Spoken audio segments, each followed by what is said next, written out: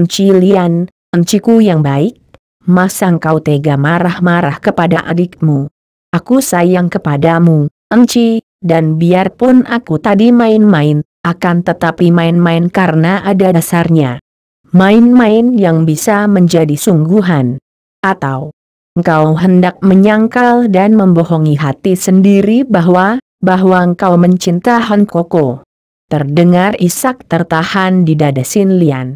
Ia balas memeluk adiknya dan tidak menjawab. Ketika Lulu mengangkat muka memandang dan melihat Sin Lian menitikkan 2 butir air mata, Lulu bertanya lirih. "Salahkah dugaanku, Enci? Kelirukah aku bahwa engkau mencinta Hanko?"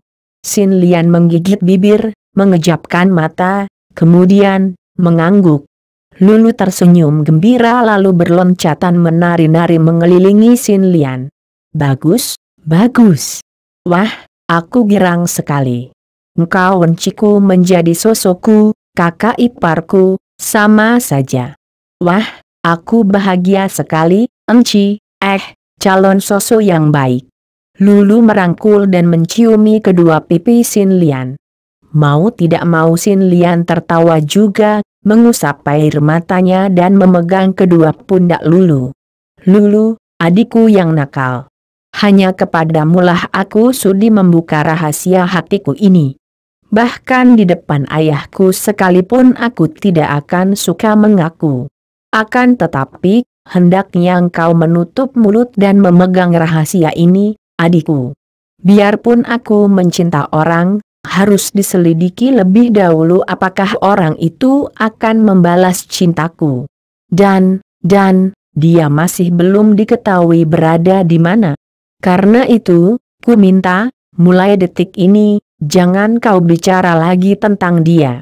Tak mungkin aku tidak boleh bicara tentang dia, hanya aku tidak akan menyinggung perasaanmu, Enci Lian. Dan aku berjanji kelak akan mengusahakan dia membalas cinta kasihmu. Sudahlah, lebih baik mari kita berlatih lagi.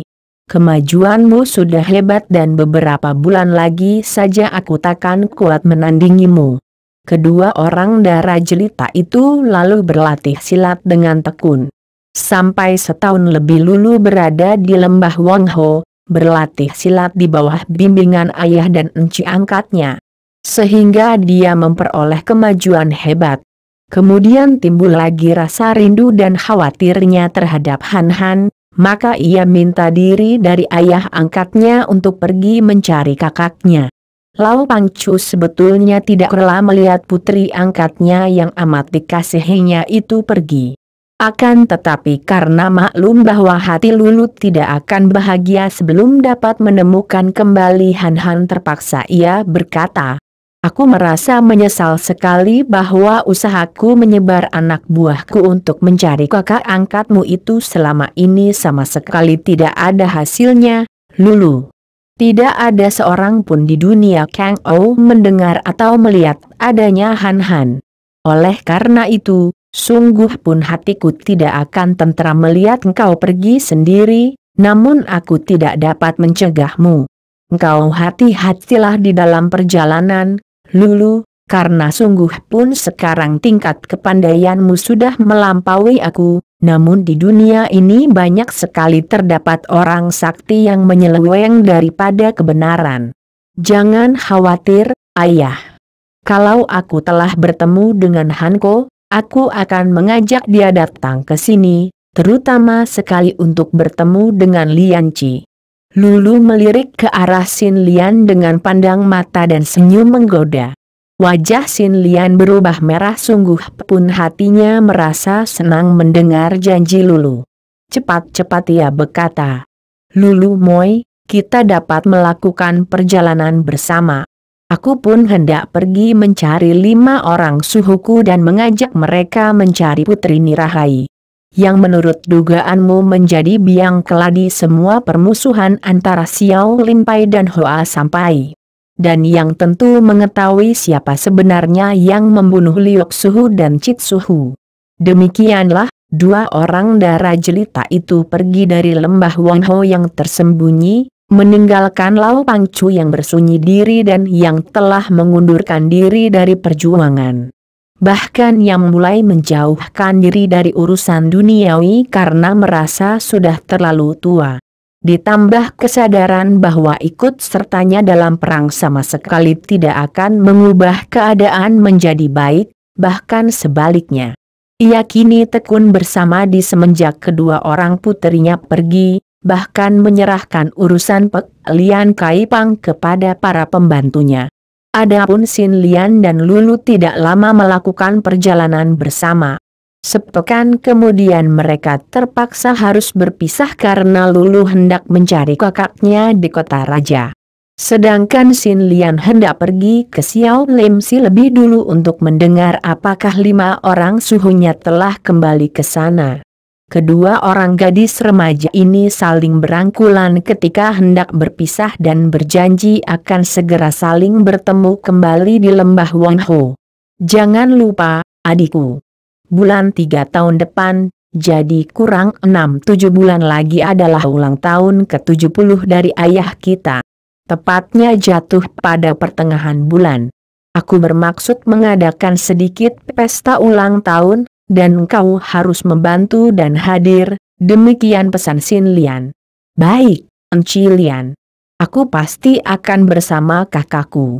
Sin Lian merasa betapa jantungnya berdebar dan pipinya panas.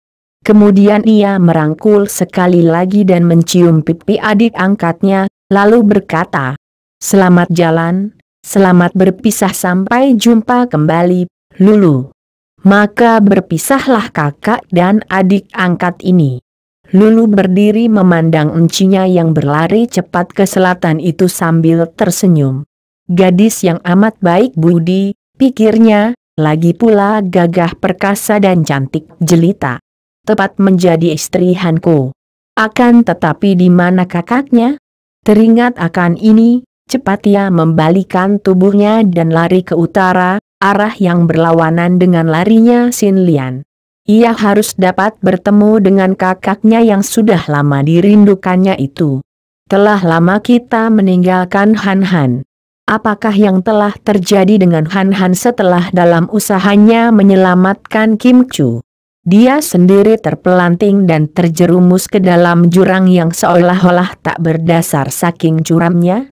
Benarkah kekhawatiran para Niko, Kim Chu, dan para nelayan bahwa pemuda itu tentu tewas dan hancur, sehingga mayatnya pun tak dapat ditemukan? Memang, kalau menurut pengertian dan perhitungan manusia, selamatnya Kim Chu setelah terjatuh dari tempat tinggi itu merupakan hal yang ajaib. Dan kiranya tidak mungkin ada orang lain yang sebaik itu nasibnya. Han Han pasti hancur lebur tubuhnya. Akan tetapi pengertian manusia sesungguhnya amat tidak berarti. Amat kecil dan jauh daripada cukup untuk dapat menjangkau dan menjenguk untuk mengukur kekuasaan Tuhan yang terlampau besar untuk dapat dipertimbangkan dan diukur oleh pengertian manusia. Logika atau nal manusia amatlah kecil. Apalagi tentang hidup dan mati. Jika Tuhan menghendaki kematian seseorang, kemanapun dia pergi, biarpun dia bersembunyi ke lubang semut, tidak urung maut akan datang menjemput. Jika menghendaki sebaliknya, biar selaksa macam malapetaka mengancam, dia akan lolos dari bencana. Demikianlah pula dengan Han Han. Agaknya Tuhan memang belum menghendaki pemuda ini tamat riwayat hidupnya, sungguh pun nyawanya sudah berada di ujung rambut. Nyaris ia tewas. Ketika ia meluncur turun, lebih cepat daripada tubuh Kim Chu yang ringan, ia menimpa air lebih keras daripada gadis itu. Hal ini adalah karena selama melayang turun ini, pikiran Han Han penuh dengan kekhawatiran akan diri gadis itu. Dia selalu ingat akan menyelaniatkan Kim Chu, maka tubuhnya melakukan gerakan melawan sehingga tubuh itu terbanting keras ke permukaan air. Hebat sekali akibatnya, membuat matanya gelap dan ia tenggelam dalam keadaan setengah pingsan. Kebetulan sekali ia jatuh di bagian yang dalam dan airnya amat deras sehingga begitu ia jatuh dan tenggelam, tubuhnya disambar dan dihanyutkan air amat cepatnya. Dalam keadaan pening dan setengah pingsan itu, Han Han menggerakkan kaki tangannya, akan tetapi kakinya yang buntung terasa nyeri sekali, hampir tak tertahankan. Untung baginya bahwa dia memang telah memiliki Sin Kang yang tinggi. Dan selama 6 tahun menggembleng diri secara tekun sehingga ia telah memiliki kekuatan menahan napas. Ia membiarkan dirinya hanyut, menahan napas dan perlahan-lahan menggerakkan kedua lengan. Sehingga akhirnya ia dapat juga mengambang setelah terbawa hanyut amat jauh. Aliran sungai itu makin berbelak-belok dan arusnya kuat sekali. Tubuh Han Han terbanting-banting batu karang menonjol sehingga pakaiannya robek-robek, berikut kulit tubuhnya. Kakinya terasa makin nyeri, sampai menusuk ke jantung, membuat napasnya terengah dan pandang matanya gelap. Kalau saja Tuhan tidak menolongnya, tentu Han Han tewas dalam keadaan seperti itu. Sungguh amat kebetulan bahwa pada saat itu ia tidak sadarkan diri, pingsan benar-benar. Tangannya meraih dan kebetulan lengannya dapat merangkul sebatang pohon yang hanyut. Kedua tangannya mencengkeram ranting-ranting dan daun. Dan pingsanlah dia setengah bergantung pada cabang pohon, di bawah hanyut arus air yang makin kuat. Han Han sama sekali tidak tahu karena dia tidak sadar ketika cabang pohon itu dihanyutkan air yang makin kuat arusnya dan tiba di tempat yang sempit dan menurun. Kalau saja ia tidak memeluk kuat-kuat cabang itu di waktu hampir pingsan, sehingga tubuhnya kini terbelit-belit ranting, tentu ia sudah terlepas dan tewas ditelan air. Arus air makin kuat dan tibalah di sebuah tikungan. Cabang pohon itu terhalang batu dan karena cepatnya cabang itu dihanyutkan, ketika menghantam batu karang terdorong minggir. Ditangkap pusaran air dan dihanyutkan ke pinggir di mana air terpecah memasuki sebuah terowongan. Kiranya sungai di bagian ini mempunyai banyak cabang-cabang, yaitu lubang-lubang di antara batu gunung yang merupakan gua-gua atau terowongan. Cabang pohon yang membawa tubuh Han Han hanyut memasuki terowongan yang amat panjang dan gelap. Lebih dari 2 kilometer panjang terowongan ini, di mana air yang masih deras mengalir di bawah gunung karang. Sampai setengah hari lamanya Han Han di bawah hanyut air sungai. Ketika siuman dari pingsannya, ia telah menggeletak di antara batu-batu kali yang halus dan berwarna hitam. Cabang pohon tadi hanyut oleh air terdampar ke pinggir dan terjepit di antara batu-batu. Untung bagi Han Han bahwa ia rebah terlentang sehingga hanya tubuhnya saja terendam air dangkal, mukanya terapung di permukaan air. Ia membuka mata, mengeluh perlahan karena merasa betapa seluruh tubuhnya nyeri. Akan tetapi pikirannya masih sadar dan segera ia dapat mengingat kembali keadaannya. Tahulah dia bahwa secara gaib sekali Tuhan telah menolongnya sehingga dia tidak tewas ketika terjatuh dari atas tebing yang curam itu.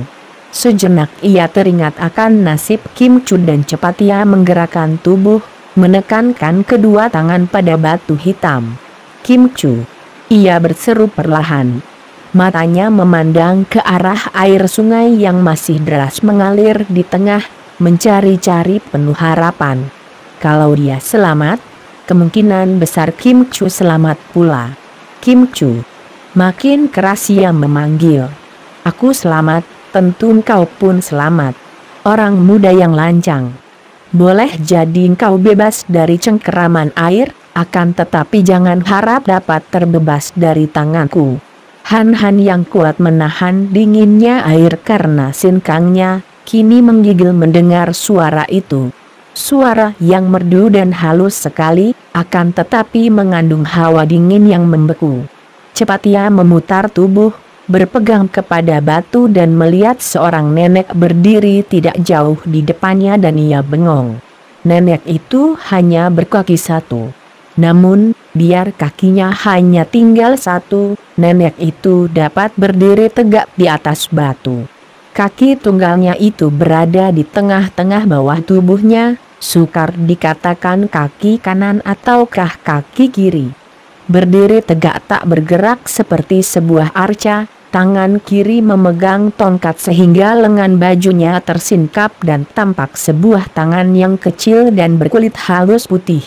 Wajah yang keriputan kurus itu masih membayangkan kecantikan masa muda dan tubuhnya masih kecil ramping.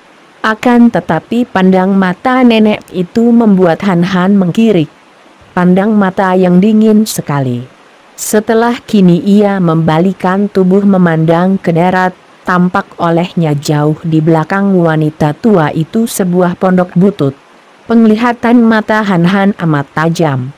Dia dapat mengenal orang pandai, akan tetapi pada saat itu ia bengong dan memeras otak untuk mengingat-ingat. Karena ia merasa yakin bahwa ia pernah bertemu dengan wanita ini, akan tetapi mendengar ucapan wanita tua itu, ia terkejut dan berkata, "Maaf, Lo Ciampue. Mengapa Lo Ciampue mengatakan saya lancang? Aku sudah bersumpah untuk membunuh setiap orang yang berani mendatangi tempat pertapaanku ini dan engkau telah lancang berani datang ke sini. Tapi, saya tidak sengaja datang ke tempat ini." Han Han memprotes. "Tidak peduli. Engkau telah mengotori tempat ini dan engkau harus mati." Tiba-tiba, sukar diketahui oleh Han Han bagaimana wanita itu bergerak. Tahu-tahu tubuh wanita itu telah menyambar ke arahnya dan tongkat di tangan kiri itu menyambar ke arah kepalanya. Han Han masih berdiri di dalam air, sebatas paha. Melihat sambaran yang dahsyat luar biasa ini, Han Han cepat melempar tubuh ke belakang. Biur. Ia terluput dari maut, akan tetapi ia gelagapan dan cepat memegang batu karang, bangun berdiri lagi. Wanita itu telah berdiri di atas batu seperti tadi, pandang matanya yang dingin bersinar marah, keningnya yang tipis berkerut. Agaknya engkau memiliki sedikit kepandaian? Bagus, coba kau hadapi pukulan ini." Sebelum Han Han dapat mencegah atau membantah, nenek itu telah mendorong dengan tangan kanannya ke depan. Serangkum hawa yang amat dingin menyambar ke arah Han Han. Cepat pemuda itu membuang diri ke kanan. Piar! Batu hitam besar yang berada di sebelah kiri pemuda itu pecah berantakan terkena hawa pukulan yang amat dahsyat itu. "Lo Ciampue, tahan!" Han Han berseru, akan tetapi pukulan kedua sudah datang pula, lebih hebat dari tadi. Han Han kembali mengelak ke kiri. Biur! Han Han menengok dengan kaget menyaksikan betapa hawa pukulan itu membuat air di belakangnya menjadi bongkahan-bongkahan salju membeku. Maklumlah ia bahwa nenek itu memiliki imkang yang amat dahsyat dan kini teringatlah ia di mana ia telah bertemu dengan nenek itu. "Lo Ciampue." Nenek itu sudah memukul lagi, tidak ada kesempatan lagi bagi Han Han untuk mengelak. Terpaksa ia menggerakkan tangan menangkis dengan cara mendorongkan tangan kanan ke depan sambil mengerahkan tenaga Sin Kang. Gerakan ini tentu saja meniru gerakan yang pernah dia pelajari dari kitab-kitab Mabin Lomo, yaitu Suat Im Sin Chiang. Des, air. Tubuh nenek itu bergoyang-goyang dan ia mengeluarkan seruan kaget. Sedangkan tubuh Han Han terbanting ke belakang, mulutnya mengeluarkan darah segar. Keadaan pemuda ini masih belum pulih, belum sembuh benar dari penderitaan luka di kaki yang dibuntung. Apalagi baru saja dia dipermainkan arus air sehingga dia amat lelah dan tenaga yang ia keluarkan tadi hanyalah sisa tenaga yang tinggal separuh. Pertemuan tenaga Im Kang dahsyat itu membuat Han Han terluka di sebelah dalam tubuhnya dan ia terhuyung, memegang batu dan jatuh di atas batu hitam. Keparat. "Engkau pandai Suat Im Sin Chiang? Ada hubungan apa engkau dengan si setan muka kuda Siang Koon Li?" Tapi pertanyaan yang terdengar merdu dan terlalu dingin itu seperti tidak terdengar oleh Han Han yang kepalanya terasa pening. Lo Ciampua, saya pernah bertemu dengan Lo Ciampua di istana Pulau Es. Terdengar wanita tua itu mengeluarkan suara melengking dan tahu-tahu tubuhnya telah berada di atas batu depan Han Han. Tongkatnya sudah diangkat ke atas, siap ditusukkan ke ubun-ubun kepala Han Han. Apa kau bilang? Pulau Es? Orang muda, sekarang ada 3 alasan bagiku untuk membunuhmu. Pertama, engkau lancang masuk ke sini. Kedua, engkau ada hubungan dengan Siang Keanli dan Suat Im Sin Chiang. Ketiga, engkau tahu akan Pulau Es. Tongkat diangkat ke atas, ujungnya hendak ditusukkan ke kepala Han Han. Pemuda ini melihat datangnya bahaya maut, akan tetapi kepalanya terlalu pening dan pikirannya tidak karuhan. Entah bagaimana, ia merasa pasti akan mati dan ia terbayang akan beruang es yang mati di Pulau Es, maka bibirnya mengeluh. Beruang es itu telah mati digigit ular merah. Dan dia pun roboh pingsan, terkulai lemas. Beruang es? Mati. Tongkat yang sudah siap menghabiskan nyawa Han Han itu perlahan-lahan turun. Nenek itu tertegun dan termenung memandang tubuh Han Han yang terkulai. Kemudian tongkatnya bergerak, mencokel tubuh Han Han dan sekali digerakkan tubuh Han Han terlontar ke atas. Disambut dengan lengan kanan, dikempit kemudian nenek itu meloncat-loncat dengan satu kakinya. Cepat bukan main dari batu ke batu, menuju ke pondok kecil. Luar biasa, kakinya juga buntung sebelah. Gumamnya ketika tadi melihat betapa kaki pemuda itu juga buntung sebelah. Keadaan pemuda itu menarik perhatiannya, begitu tertarik sehingga ia tidak ingin lagi membunuhnya. Pertama, pemuda ini, yang keadaannya sudah lemah, sanggup menangkis pukulan imkangnya. Hal ini saja sudah mengejutkannya karena tadi ia merasa betapa tangkisan itu amat kuatnya. Si muka kuda sendiri belum tentu dapat bertahan dan menangkis sekuat itu. Kedua, pemuda itu mengatakan pernah bertemu dengannya. Ketiga, pemuda itu menyebut-nyebut beruang es yang mati digigit ular merah. Hal ini menguatkan bukti bahwa pemuda ini benar-benar pernah berada di Pulau Es. Dan kini keempat, kenyataan bahwa pemuda ini seorang yang berkaki satu menambah keinginan tahunya. Ketika Han Han membuka matanya, pertama yang terasa olehnya adalah rasa pahit di mulut dan bau harum di hidung. Ia mengecap mulutnya dan tahulah ia bahwa dia telah dicekoki obat selagi pingsan dan teringatlah ia akan semua pengalamannya tadi. Cepat ia bangkit duduk di atas pembaringan itu dan melihat nenek tadi sedang duduk di atas kursi di sudut bilik, memandangnya penuh perhatian. Melihat nenek itu, Han Han maklum bahwa biarpun tadi ia diserang sampai roboh pingsan, namun akhirnya nenek itu telah menolongnya. Ia lalu meloncat turun dari atas pembaringan, lupa akan kakinya yang buntung sehingga akibatnya ia roboh terguling. Aduh, kakinya terasa nyeri sekali, namun ia memaksa diri merangkak dan berlutut dengan sebelah kaki di depan nenek itu. Canggung benar. Si nenek mencela. Sudah berapa lama kakimu buntung? Baru beberapa hari, Lo Ciampua. Nenek itu mengangguk-angguk. Kiranya pemuda ini malah masih menderita luka pada kakinya yang buntung. Ia makin heran dan kagum betapa pemuda yang terluka hebat masih memiliki tenaga sedemikian kuatnya. Sekarang lekas ceritakan semua, bagaimana kau tahu tentang beruang es dan kapan pernah bertemu denganku. Kalau ada yang kau sembunyikan, aku tidak akan mengampuni nyawamu lagi. Lo Ciampua, saya bernama Sihan dan bukanlah seorang yang suka membohong atau menipu. Apalagi lancang memasuki tempat kediaman orang-orang suci. Saya tiba di tempat ini tanpa saya sengaja, juga saya dahulu tiba di Pulau Es secara kebetulan, terbawa badai dalam perahu rusak. Sampai 6 tahun lamanya, saya bersama adik angkat saya berdiam di Pulau Es. Melatih diri dengan ilmu yang terdapat di kitab-kitab milik penghuni istana di Pulau Es. Setelah beruang es mati tergigit ular merah beracun dan melihat betapa pulau itu sesungguhnya terdapat ular merah yang amat berbahaya, akhirnya saya dan adik saya berhasil melarikan diri keluar dari pulau itu. Ketika tadi, ataukah kemarin, saya melihat Lo Ciampu di pinggir sungai, segera saya mengenal Lo Ciampu.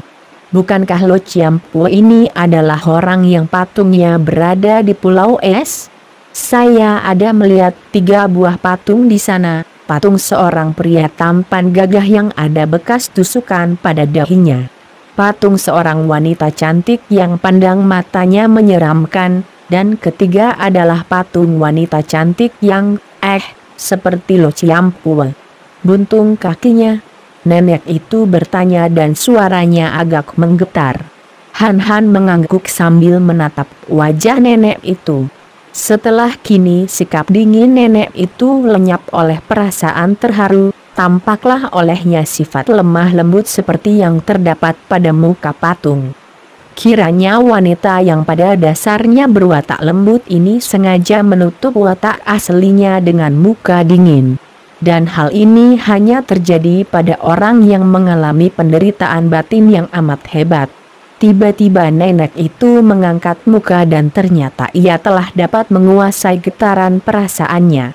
Matanya bersinar dingin kembali dan ia berkata, "Benar, akulah patung wanita kaki buntung itu.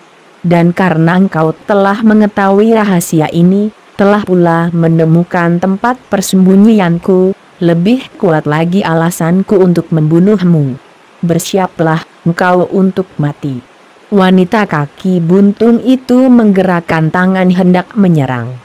Han maklum bahwa dia bukanlah lawan wanita ini, namun telah menjadi wataknya untuk tidak menyerah begitu saja kepada siapapun juga. Apalagi kalau dia hendak dibunuh.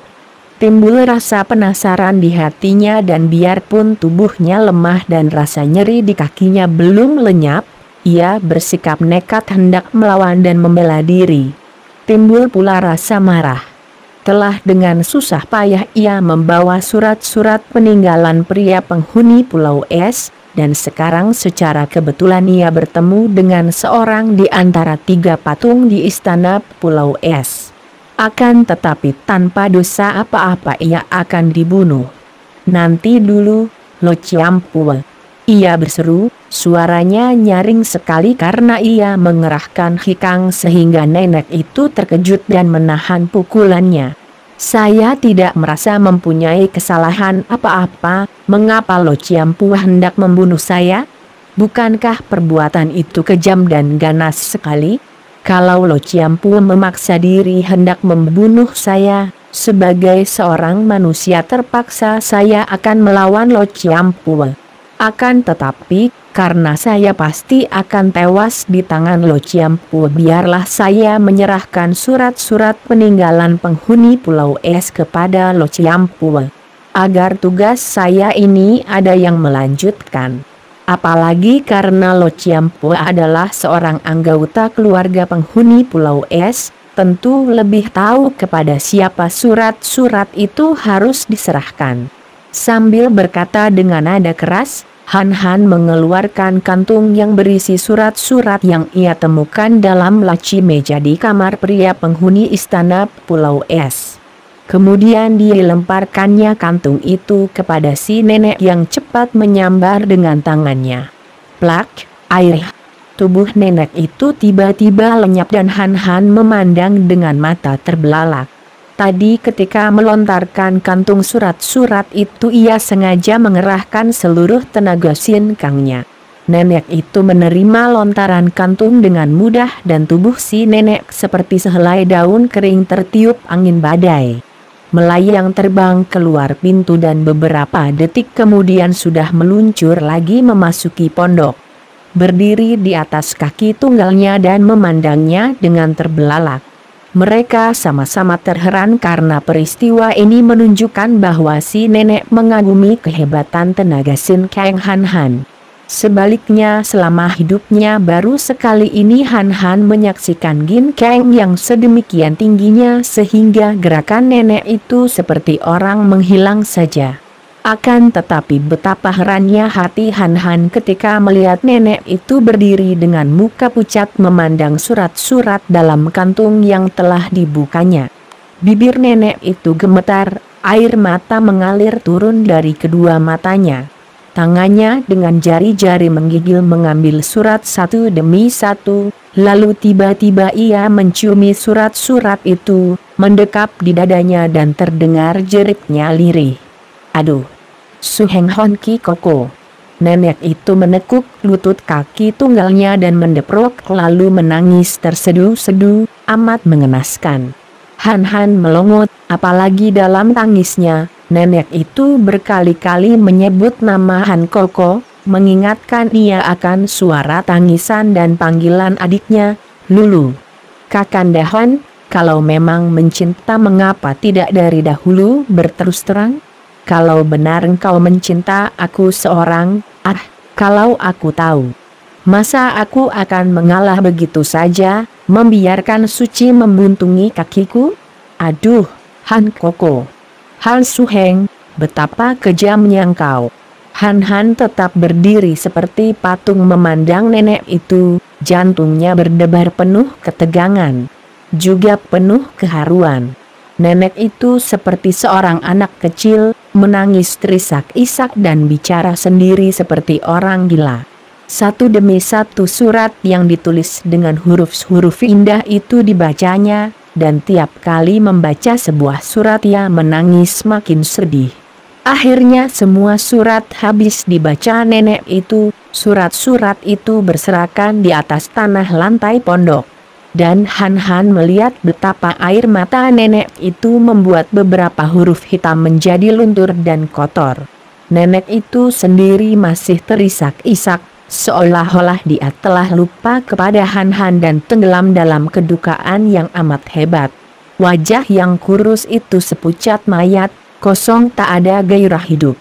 10 jari tangannya mencengkeram dan membuka, seperti orang sekarat, tanda bahwa jantungnya seperti diremas-remas oleh penderitaan batin. Han Han merasa kasihan sekali. Setelah menanti lebih dari 2 jam dan nenek itu masih saja belum dapat menguasai kesedihannya, ia lalu menjatuhkan diri berlutut lagi sambil berkata, "Lo Ciampua, ampunkanlah saya kalau penyerahan surat-surat itu mendukakan hati Lo Ciampua. Kalau saya tahu, lebih baik saya buang saja surat-surat itu. Saya tidak ingin melihat Lo Ciampu berduka seperti ini." Nenek itu menoleh dan memandang Han Han seperti orang bingung, seperti heran mengapa ada seorang pemuda di situ. Akan tetapi ia segera teringat kembali dan kini pandang matanya menyapu surat-surat yang berserakan di atas lantai. "Mengapa aku tidak berduka? 80 tahun lamanya aku berada di sini. Menyiksa diri dan hati, menanam kebencian yang menjangkau langit. Menyimpan sakit hati sedalam laut dan kini, surat-surat itu membuka rahasia. Menyatakan bahwa semua penderitaanku selama puluhan tahun ini sesungguhnya sia-sia belaka, hanya muncul sebagai akibat salah faham. Dia mencintaku seorang. Ingin aku melihat wajah Maya Suci kalau dia membaca surat ini. Sebuah saja."